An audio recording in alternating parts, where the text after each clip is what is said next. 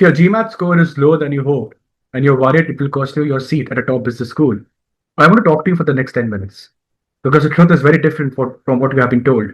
And the next 90 days are going to decide your round one outcome. Hi, I'm Ankit Verma. I work with LeapQuest as part of the admissions consulting team. A little about me. I have around 12 years of experience in tech and transformation consulting majorly with the big four firms. Specifically focusing on areas like AI and cyber strategy, technology risk, and cyber advisory. Over the years, I've worked with firms such as EY, Deloitte. I just mentioned that. But apart from the big fours, I've worked with MetLife, Singapore Exchange, the TVS Group across India, US, and Singapore. I did my MBA from National University of Singapore, NUS Business School, and apart from this specific school, I also got admits at ISP, Hong Kong University of Science and Tech, IMT Switzerland, IIM Ahmedabad, IIM Lucknow, XLRI, and Imperial Business School. But here's why I'm really telling you all this. A few years ago, I was actually exactly where you are right now. My mock scores weren't moving up. The deadlines were getting closer, and I just kept asking myself, am I good enough? I figured something out, and it actually changed everything for me after that. Since then, we at LeapQuest have helped many candidates get into B schools such as INSEAD, ISB, HEC Paris, LBS, Ross, Darden. I'm at the top of the cream if you look at the rankings. And many of them actually with GMAT scores they thought were too low. Today, I want to share what we have learned, basically. And this presentation is absolutely free of jargons. It's simply facts. It's simply based on facts and the process what we are following at LeapQuest. And by the end, you will actually know exactly what to do in the next 90 days. So let's start with something most people don't know. Top business schools reject candidates with high GMAT scores most of the time, and they admit candidates with lower GMAT scores most of the time. And when I say GMAT, it basically means for GMAT/GRE. What if I tell you that this isn't a rumor? It happens every single year. And one of the most famous MBA admissions consultant in the world is a woman known as Stacey Blackman. I'm sure you would have heard about her.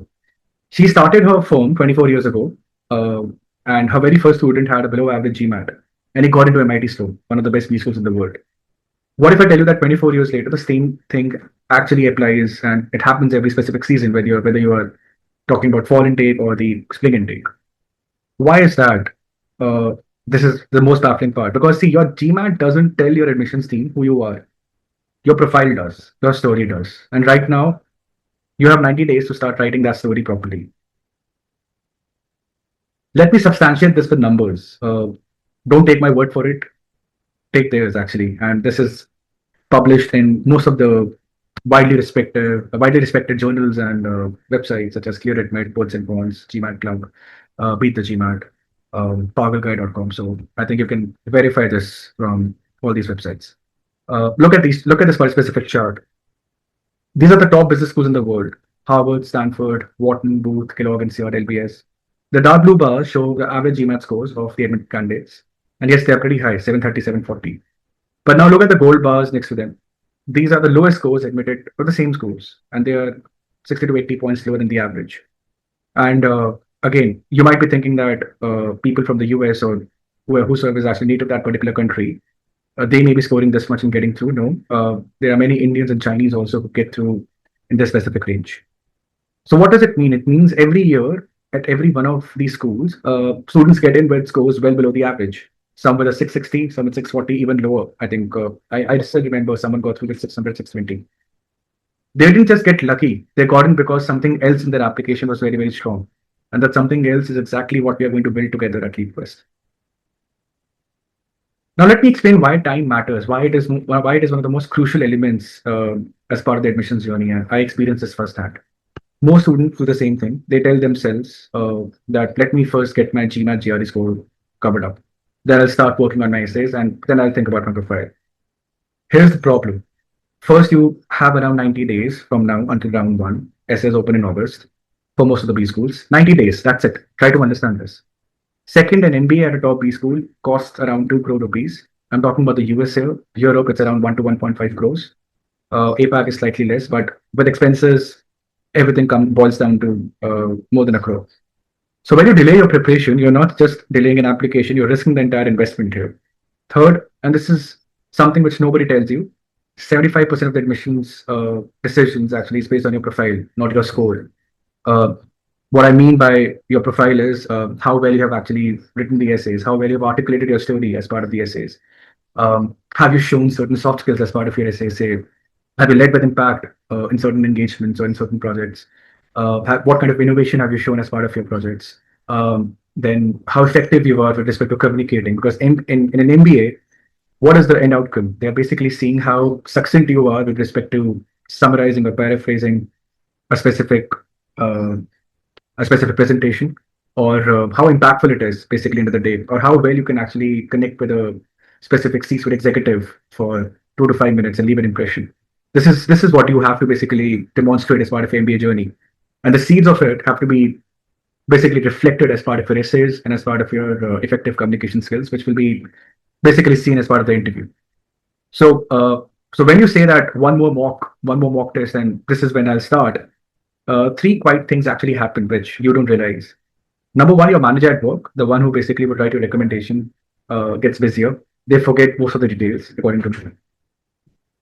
Your you slide from round one to round two to round three, and most scholarships are given out in round one always. And you write essays in a rush. Rushed essays sound exactly like everybody's essays. So all of this actually depends on starting the work today, not after one mock test, according to me.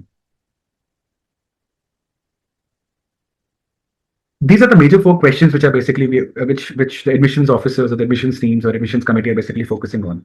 Behind every essay you will write, behind every interview you will sit for, they are asking you four basic questions. Why do you want to do an MBA? Why this particular school? Why this particular short-term and long-term career goal? And what impact will you have after the MBA? So look at these four questions carefully. Your GMAT score doesn't answer any one of them. But what we work on together in the next 90 days, that can answer all the four questions. This is the most interesting slide, according to me, the funnel, basically. Let me show you how exactly the admissions committees filter applications. This is what actually happens behind the scenes. And I have actually worked very closely with the admissions team at NUS and seen how they filter candidates. So imagine 100 people apply to a top B school in the first round. About 55 make it past the first check, the academic screen, and that's where your GMAT basically does the job. Out of those, only about 25 get an interview call. And what gets them there? Their essays, their work experience, their story. Out of these 25, only about 12 get the admit letter. And what decides that? The interview, the fit with the school, whatever the story makes sense as a whole, basically. So look at this funnel carefully. Your GMAT score basically is helping you get past the very first gate. Everything important happens after that. And that's exactly where Leap Quest comes in. We help you with everything that happens after the score. So it's very important to basically start your prep while you're preparing for the test, because or everything with respect to your story, everything with respect to the brainstorming activities, everything with respect to what all questions will be asked as part of the interviews will be started now.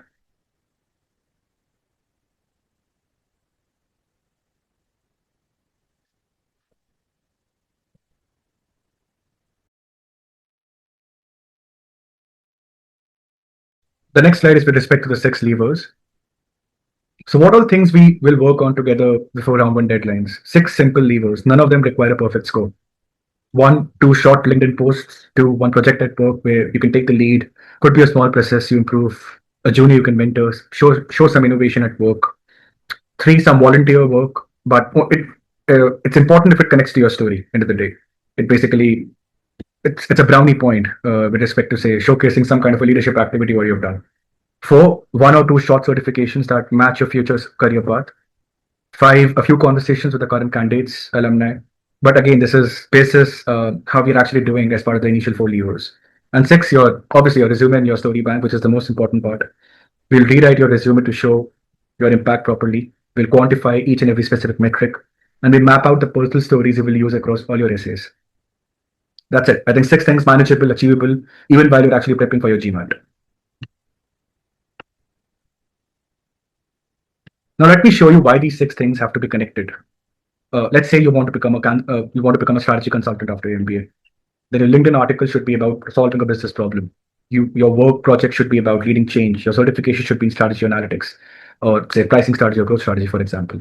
If I have to delve further into strategy, your volunteering should use the same solving skills for a good cause. Your conversation should be with consultants. Your story should be about clarity in difficult situations. So when the admission officer basically reads your file at say 11 p.m. on a Tuesday, they'll see one clear picture, and that's exactly what they're looking for. Everything pointing towards one same direction.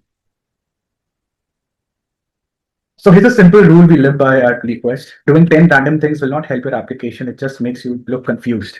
Doing 3 to 4 connected things all pointing in the same direction will actually help your application a lot.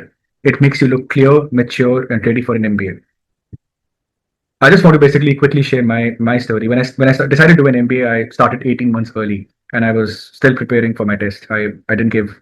I started preparing rather for the GMAT, and when I was not able to basically scale much on the GMAT, I later shifted to GRE. But I started with my profile building activities. I started with my story identification activities much before.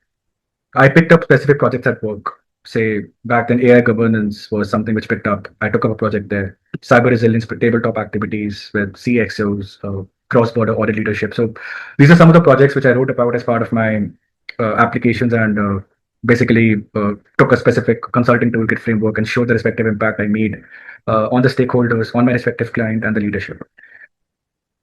Each project was basically chosen because it would teach me a skill that the MBA programs value: strategic thinking, executive presence, handling pressure, and working across cultures. And by the time I sat for my interviews, I already had thought every possible question they would ask me. There were no surprises at all. This is a glimpse of our process.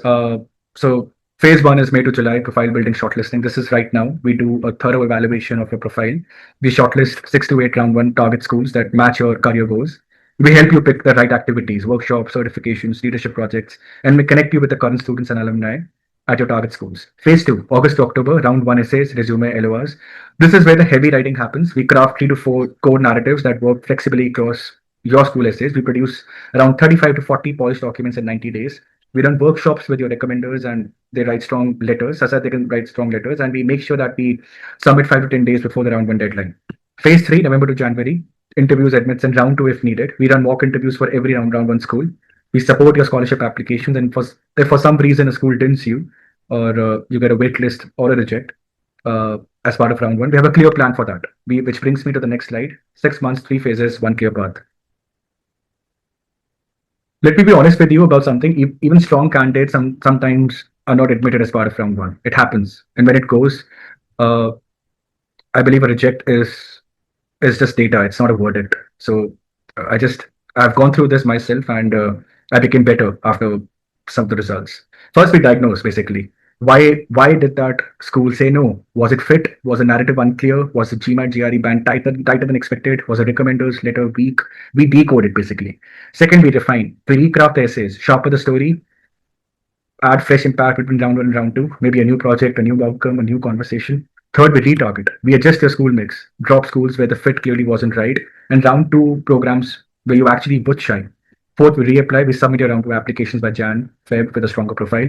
And many of our candidates came after round one, Denj, I would say. The candidates who win are the ones who treat feedback as a tool, not a defeat. So what we deliver, so what do you actually get when you work with us? A school shortlist of 6 to 8 programs, a story architecture, an application toolkit of around 35 to 40 polished essays, interview readiness, and a specific consulting toolkit as well, where all the respective frameworks are covered. Say, for example, Porter 5 versus McKinsey 7S, VRIO, value chain analysis. I, as a consultant, will be actually giving you glimpses of each and every framework, such that you can actually apply it and sync it with whatever story you have actually incorporated at your workplace. This is our track record, and this approach is why our students have actually got into INSEAD, ISB, HSC, Paris, Cambridge, the top schools. Many of them with GMAT scores they were worried about. The same fear you might be carrying right now. Uh, so here's what I want you to remember. Your goal isn't just to get into a business school. It's to get into the right school with confidence, with clarity, and with a future worth waking up for. The next 90 days will actually decide that.